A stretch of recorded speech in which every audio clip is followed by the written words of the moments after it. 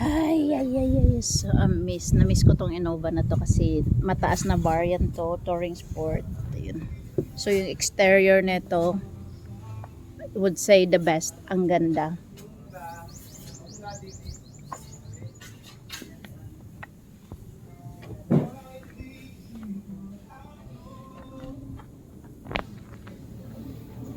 Diba? Ito yung busina. Ang ganda ng brand ng busina. Oh, pinabago.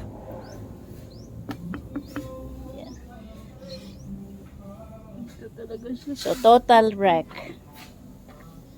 Yun, yung tire na to, it's less than 1 week old. Very brand new. Very makapal.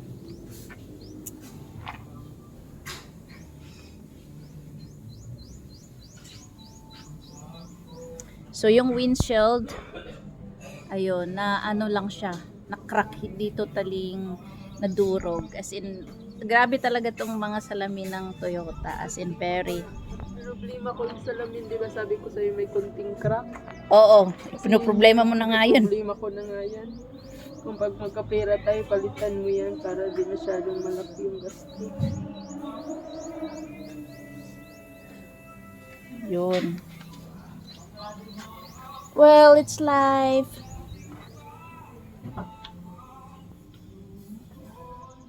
I-total wreck na lang to ng insurance.